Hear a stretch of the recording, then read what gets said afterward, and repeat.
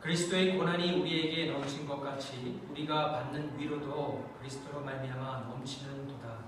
우리가 환난 당하는 것도 너희가 위로와 구원을 받게 하려는 것이요 우리가 위로를 받는 것도 너희가 위로를 받게 하려는 것이니 위로가 너희 속에 역사하여 우리가 받는 것 같은 고난을 너희도 견디게 하느니라. 너희를 위한 우리의 소망이 견고함은 너희가 고난에 참여하는 자가 된 것 같이 위로에도 그러할 줄 아니라. 형제들아, 우리가 아시아에서 당한 환난을 너희가 모르기를 원하지 아니하노니 힘에 격도록 심한 고난을 당하여 살 소망까지 끊어지고 우리는 우리 자신이 사형 선고를 받은 줄 알았으니 이는 우리로 자기를 의지하지 말고 오직 죽은 자를 다시 살리시는 하나님만 의지하게 하십니다. 그가 이같이 큰 사망에서 우리를 건지셨고 또 건지실 것이며 이후에도 건지시기를 그에게 바랍니다. 너희도 우리를 위하여 간구함으로 도우라. 이는 우리가 많은 사람의 기도로 얻은 은사로 말미암아 많은 사람이 우리를 위하여 감사하게 하려 함이라. 아멘.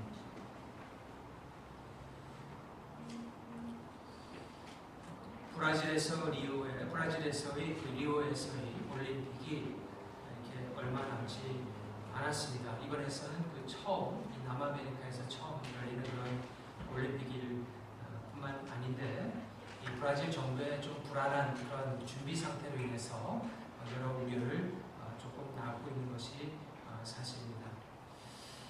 이 올림픽에 참여하는 선수들이나 또 과거에 참여하게 됐던 그런 선수들의 기사가 이 올림픽이 다가오면서 이렇게 주변에 전해지는 것을 볼 수 있습니다. 그런데 이 올림픽을 우리가 즐기고 또 올림픽 가운데 많은 사람들이 이렇게 파티시페이션 되기 위해서 여러 가지 중요한 것도 있지만은 가장 그 중요한 것 중에 하나가 이 올림픽을 규칙대로, 다시 말해서 경기를 규칙대로 해나가야지 그 올림픽을 참여하는 사람이나 보는 사람이나 그것을 즐길 수 있게 된다는 것입니다. 만약 어떤 정확한 규칙이 없이 경기를 하게 된다면 참가하는 사람도 그렇고 보는 사람들도 그 경기 자체에서 큰 것을 얻지도 못하고 아마 즐기지도 못하게 될 것입니다. 그런데 사도 바울이 성경을 보게 되면 특별히 고린도전서 9장에 보게 되면은 이 기독교인들을 올림픽 경기와 같은 경기에 참여하는 선수들로 비하는 것을 볼 수가 있습니다. 그리고 그 자신도 그 경기에 참여한 선수다라고 그렇게 말을 꺼내는 것을 볼 수 있어요. 그러면서 이 하나님께서 정해놓으신 어떤 운동 경기의 규칙을 따라가는 것 같이 우리 기독교인들도 규칙에 따라서 이 경기에 임할 적에 하나님께서 예비하신 그런 면류관이 있다라고 그런 증거를 하고 있습니다. 그런데 그 말씀과 관련해서 이 사도 바울이 증거를 하면서 상당히 흥미로운 말을 하게 됩니다. 무엇인가 하면은 예수님께서 심판관으로 모든 그 경기를 지켜보고 계신데 우리가 생각하는 것과 같이 어떤 경기에 심판관이 심판석에 앉아서 이렇게 경기를 보면서 심판을 하는 것이 아니라 그 전체적인 원어적인 컨텍스트를 문맥을 보게 되면은 그 예수님께서 경기에 참여하시는 그리고 심판관으로 참여하는 방식이 마치 축구에서 주심이 선수들과 함께 뛰면서 그 어떤 규칙을 바로 잡고 이렇게 선수들로 하여금 바르게 경기할 수 있도록 인도하는 그런 모습으로 이 원문에 보게 되면 다가오게 됩니다. 예수님께서는 사실 지금도 우리와 함께 하시며 열심으로 우리가 하나님의 규칙에 따라서 모든 크리스천들이 마치 경기하는 선수들과 같이 하나님의 몸된 교회를 섬기기를 원하신다는 것입니다. 그런데 이 하나님께서 정해놓으신 그 규칙을 보게 되면은 그 규칙 가운데 이 고난과 위로라는 것이 나오는 것을 볼 수 있습니다. 여러분 모든 운동 경기가 이렇게 좀 다 규칙이 다 다르죠. 규칙이 다 다르고 이 밖에서 하는 경기하고 또 물 안에서 하는 경기가 다 다릅니다. 이렇게 물들이 다 다른데 하지만 기본적으로 흐르는 물은 정당하게 실력을 겨룰 수 있도록 그 규칙이 도와준다라는 것입니다. 기독교인들에게서도 마찬가지인데요. 기독교인들이 하나님의 나라의 룰에 따라서 규칙에 따라서 경기에 임하게 될 적에 서로 간에 어느 정도의 다양성이 있습니다. 다시 말한다면은 똑같은 일을 종사하는 사람일지라고 할지라도 똑같은 종사하는 일을 사람일지라고 할지라도 개개인의 처해진 형편들이 다 다르기 때문에 그것을 자신의 삶 가운데 어떤 하나님의 말씀을 적용하는 데 있어서는 다양하게 나타날 수 있다는 것입니다. 하지만 전체적으로 흐르는 모든 기독교인들 가운데 전체적으로 흐르는 그 하나님의 규칙은 딱 한 가지인데 그것은 무엇이냐면 하나님께서 허락하신 그 한도 내에서 우리는 신앙생활을 하면서 예수 그리스도의 죽으심과 부활, 예수 그리스도의 삶과 죽으심과 부활을 같이 경험하게 됩니다. 예수 그리스도의 삶과 또 죽으심과 부활을 경험하게 된다는 것입니다. 우리가 이것을 경험하면서 하나님께서 허락하신 그 경길에 임하게 될 적에 우리는 궁극적으로는 그것을 경험함에 따라서 우리의 삶 가운데 그리스도의 삶과 그리스도의 죽으심과 그리스도의 부활이 나타나시게 된다는 것입니다. 오늘 본문을 통해서 사도 바울은 자신이 경험했던 예수님의 삶과 그리고 예수님의 죽으심과 무엇보다도 그것을 통한 부활에 관한 증거를 사실 하고 있는 것을 볼 수 있습니다. 그리고 우리가 이것을 잘 알아갈 적에 우리의 삶 가운데서 꾸준한 그런 경유자의 모습을 나타낼 수가 있습니다. 그런데 특별히 오늘 본문 가운데서 강조하는 것은 그리스도의 고난을 통한 위로를 받는 것이에요. 그래서 오늘 읽지는 않았지만 고린도후서 1장 1절에서 4절과 그 다음 오늘 전체 11절까지를 쭉 합쳐서 보게 되면은 사도 바울이 이 고난, 환난이란 단어와 환난이란 단어를 8번이나 썼고 위로는 10번이 위로라는 단어는 10번을 썼습니다. 사도 바울이 그와 같은 것을 쓴 이유는 무엇이냐면 이런 고난과 위로를 통하여서 고린도 교회에 있던 성도들 간에 하나님의 일이 어떻게 나타나는지를 다시 말해서 때에 따라서 허락되는 그 고난에 대해서 왜 허락된 것인지를 알기를 원했던 것입니다. 그런 목적하에 이 바울이 세 단계로 오늘의 본문 말씀을 증거하는 것을 볼 수 있어요. 첫 번째 보게 되면 바울과 그 동역자들이 받는 고난과 위로의 보편적인 목적에 대해서 증거를 먼저 하고 있습니다. 고난과 또 위로에 대해서 보편적인 목적에 대해서 하고 있다는 것이죠. 사람은 누구나 살면서 여러 가지 경험을 하게 됩니다. 그 경험 가운데는 기쁜 일도 있고 또 슬픈 일도 있습니다. 또 성공의 경험을 할 때도 있고 때에 따라서는 실패나 아니면 때에 따라서는 고난의 경험을 다 할 때가 있습니다. 그래서 사도 바울은 이 고난이라고 하는 그 말 앞에 그리스도라고 하는 그 형용사를 붙인 것입니다. 다시 말한다면 이 고난은 누구나 겪게 되는 그 고난을 가리키는 것이 아니라 예수 그리스도를 믿는 사람들이 겪는 고난을 말하게 되는 것입니다. 예수님을 따르고자 하면 고난을 우리가 경험하게 됩니다.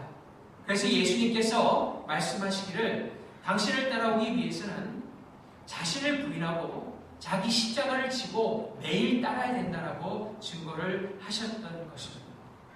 이것이 상당히 힘든 일이고 우리가 겪게 될 고난이라는 것이죠. 그래서 사도 바울뿐만 아니라 예수님을 따랐던 많은 크리스천들이 고난을 받았던 것을 볼 수 있습니다. 그래서 크리스천들은 이 땅에서 항상 이방인과 같은 삶을 살았습니다. 조금 적응이 되는 듯 하면은 조금 가다가 다른 일로 인해서 또 이 세상이 상당히 이방 나라처럼 좀 힘든 그런 일들이 우리에게 경험되고 또 그러다 어느 정도 경험이 되다가 또 힘들어지는 일들이 오는 그런 많은 이유들이 다 바로 우리가 이 땅에서 살면서 하나님의 백성으로 살아가기 때문에 그렇습니다. 이 초대 교회 때 이 폭군 중에 한 명인 네로라는 사람이 있었습니다. 그 사람이 한 번은 로마에다가 불을 지르게 됩니다. 그리고 불을 지른 다음에 그 불을 지른 자들이 크리스천이라고 모함을 하게 됩니다. 그래서 많은 크리스천들을 그가 죽인 그런 사건이 있었습니다. 또한 초대교회 때 보게 되면은 이 모든 일들이 평안할 적에는 세상 사람들이 가만히 있다가 재앙이 생기거나 가뭄이 생기기 시작하면은 기독교인들 때문에 이런 일이 일어났다고 크리스천들을 몰아세워갖고 그것으로 인해서 많은 사람들을 핍박했다는 것입니다. 그것이 우리가 이 세상과 결코 친구가 될 수 없는 그런 이유인 것을 성경을 통해서뿐만이 아니라 이 역사를 통해서 우리에게 증거를 해주고 있습니다. 그 외에도 예수님을 증거하다가 고난을 받았던 일들이 많이 있습니다. 사도 바울이 말하는 고난은 그런 고난을 가리키고 있다라는 것입니다. 그런데 사도 바울은 더 나가서 그 고난뿐만이 아니라 그 다음에 오는 위로도 있다라고 성경은 가리키고 있습니다. 여러분, 고난이 예수 그리스도로 인해서 우리에게 오지만 그와 함께 동시에 위로도 우리의 삶 가운데 오게 된다라는 것입니다. 그런데 하나님께서는 그리스도로 인한 고난과 그리스도로 인한 위로를 통해서 우리 삶 가운데 이루시는 것이 있어요. 그것은 뭐냐면 성도들 간의 사랑을 더욱더 돈독하게 해줍니다. 그럴 뿐만 아니라 그 고난을 통하여서 누군가가 구원을 받게 된다라는 놀라운 역사인 것입니다. 여러분의 삶 가운데 어려움이 있습니까? 고난이 있습니까? 여러분의 고난을 통하여서 누군가가 지금 구원을 받게 될 것을 꼭 믿으시기를 바랍니다.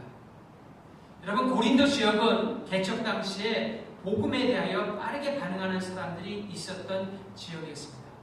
하지만 그와 동시에 이 복음을 전하는 것이 고린도 지역에서 상당히 어려웠습니다.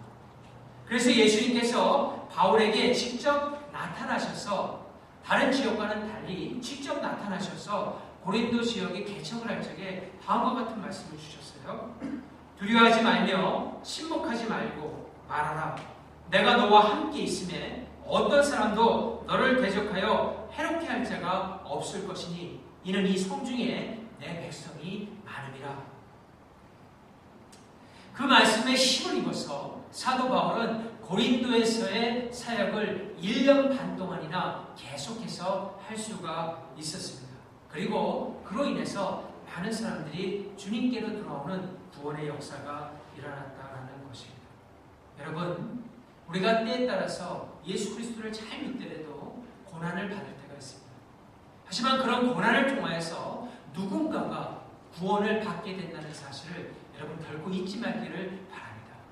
그것을 통하여 하나님께서 이루시는 역사를 여러분들이 볼 적에 그 가운데서도 주님을 향한 그 마음이 견고할 수 있다는 것입니다. 두 번째, 바울은 이 고난과 위로의 그런 상관관계와 또 크리스천의 삶을 증거하기 위해서 자신이 당했던 직접적인 실제적인 예를 그가 들고 있습니다.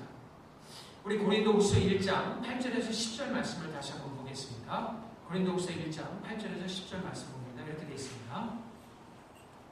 형제들아, 우리가 아시아에서 당한 환난을 너희가 모르기를 원하지 아니하노니 힘에 격도로 심한 고난을 당하여 살 수만까지 끊어지고 우리는 우리 자신의 사형 선고를 받은 줄 알았으니 이는 우리로 자기를 의지하지 말고 오직 죽은 자를 다시 살리시는 하나님만 의지하게 하십니다.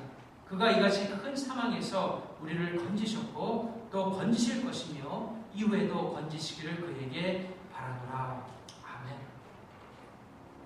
여기서 이 아시아에서 당했던 환난이라는 것은 에베소 지역을 개척하다가 당했던 그런 고난을 가리키고 있습니다.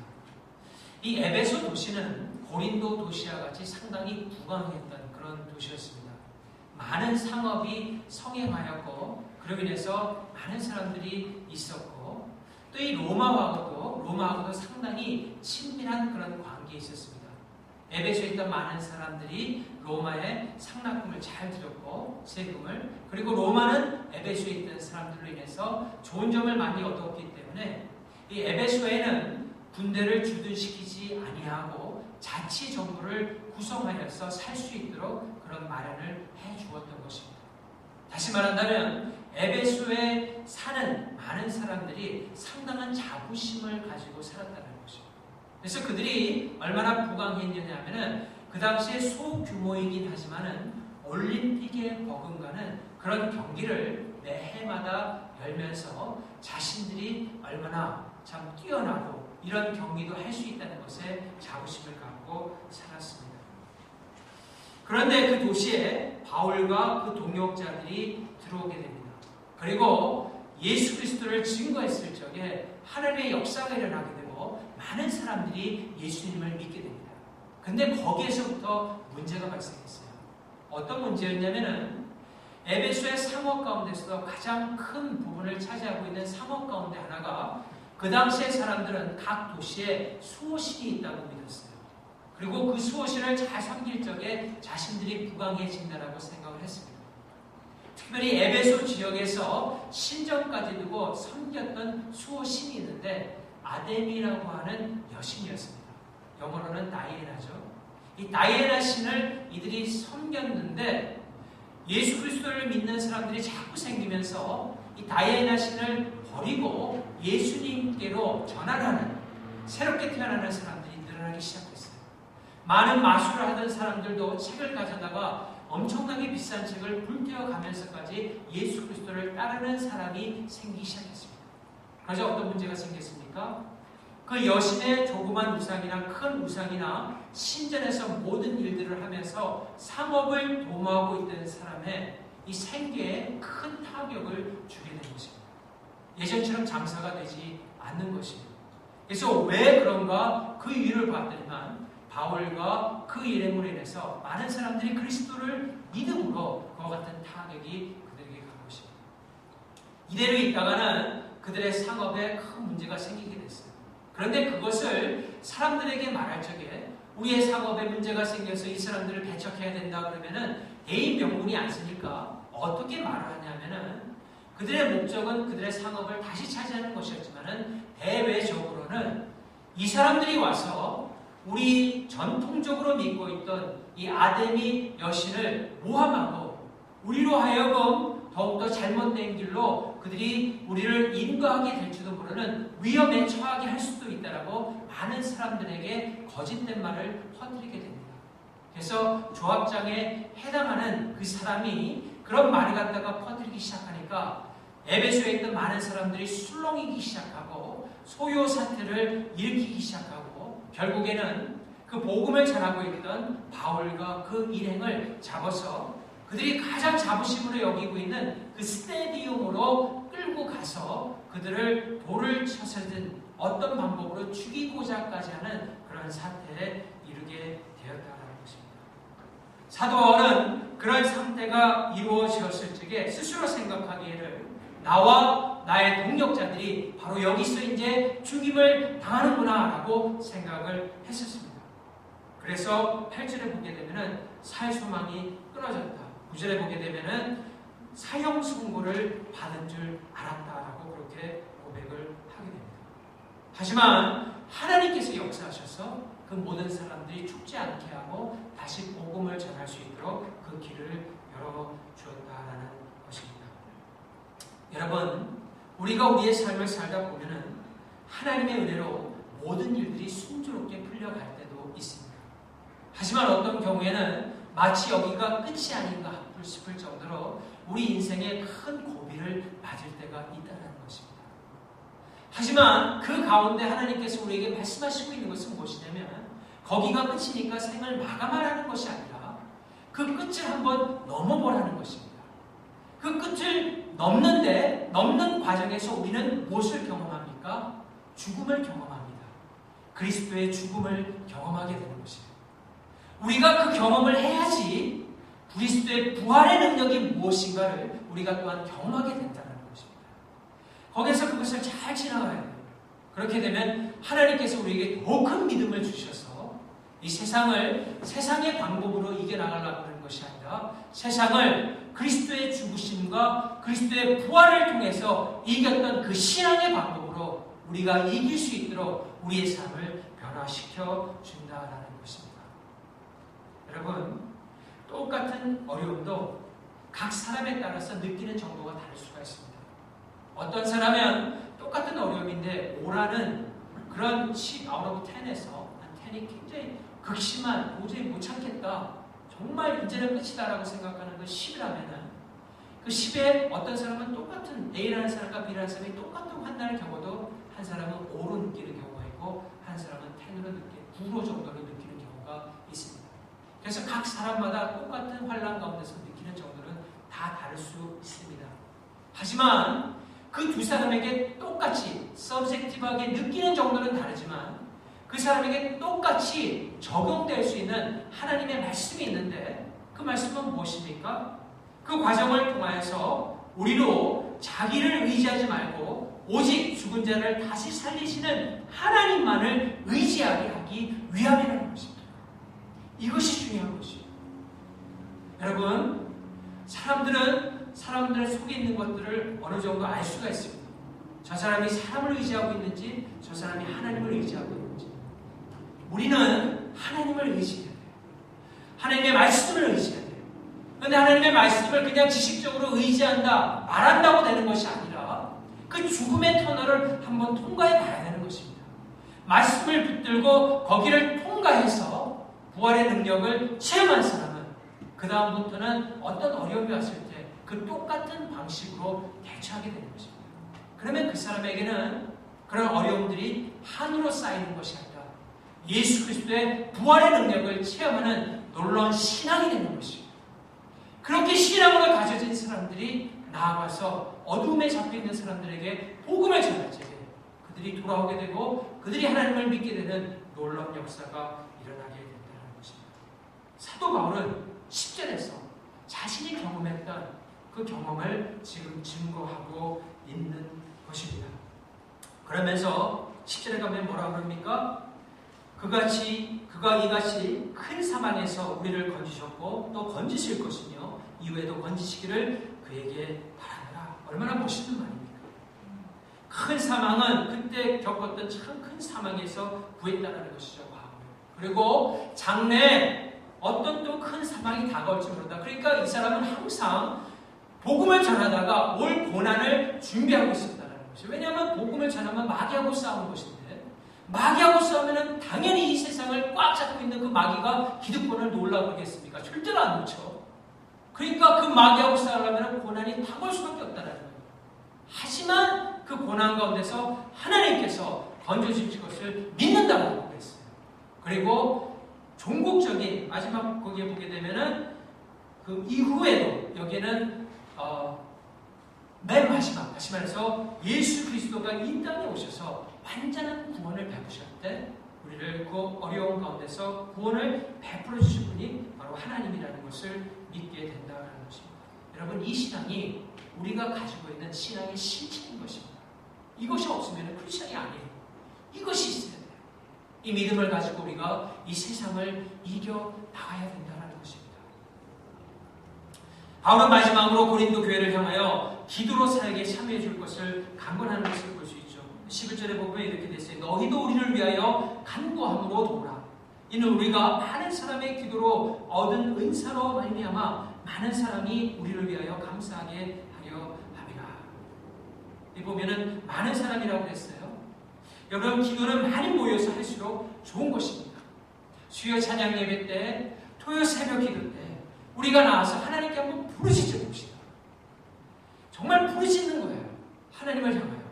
하나님께서 그렇게 부르짖다 보면은 성령의 불타는 그런 마음을 우리에게 주시고 이런 불과 같은 마음으로 말미암아 하나님의 교회를 섬길 적에 그 교회가 바르게 성장하는 것입니다. 그 교회가 말씀의 기초 안에서 정말 예수님을 믿으면서 아름답게 성장을 하는 것입니다. 그것을 하나님께서 우리에게 주시기 위해서 끊임없이 부르시는 것이에요.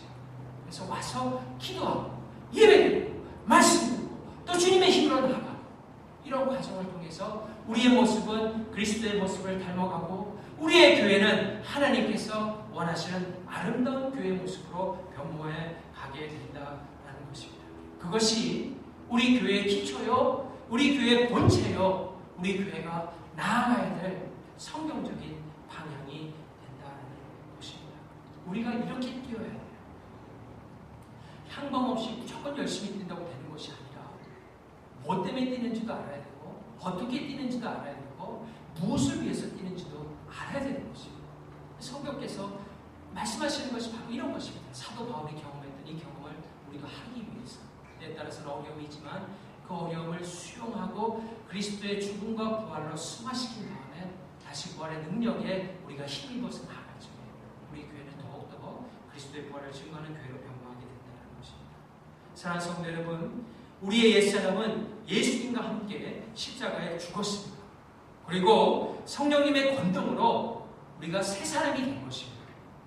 그리고 예수님과 이제는 함께 살아서 예수님을 섬기는 사람으로 우리가 변했다는 것입니다. 우리에게 이 새 삶을 주신 하나님만을 온전히 의지함으로 믿음의 경주를 끝까지 하다마는 것이 아니라 끝까지 하는 여러분 다 되시기를 우리 주 예수 그리스도 이름으로 축원합니다. 기도하시겠습니다.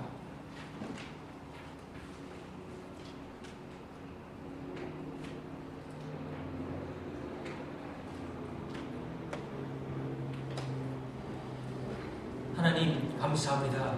우리에게 새 삶을 주시고 새 사람을 우리 속사람을 새롭게 하여 주셔서 참 우리의 인생이 그냥 웨이스트로 끝나는 것이 아니라 베인으로 끝나는 것이 아니라 계속해서 이 크리스천의 마라톤의 삶을 살아가는데 그 삶을 통하여 그리스도가 나타나지고 증거될 수 있는 참 구체적인 방법과 능력을 허락해 주셔서 우리로 하여금 그 방향으로 갈 수 있도록 인도해 주신 참으로 감사합니다. 우리 교회가 참 주님 뜻 가운데 주님께서 부르신 이 사명 가운데 바르게 리스반드할 수 있도록 주님 도와주셔서 이 마지막 세대에 정말 한 영혼이라도 구하고 구원의 방주의 역할을 감당하면서 주님께 나아가는 복된 그런 교회가 될 수 있도록 주님께서 인도하여 주시옵소서. 이 모든 말씀 우리 주 예수 그리스도 이름으로 간절히 기도합니다. 아멘.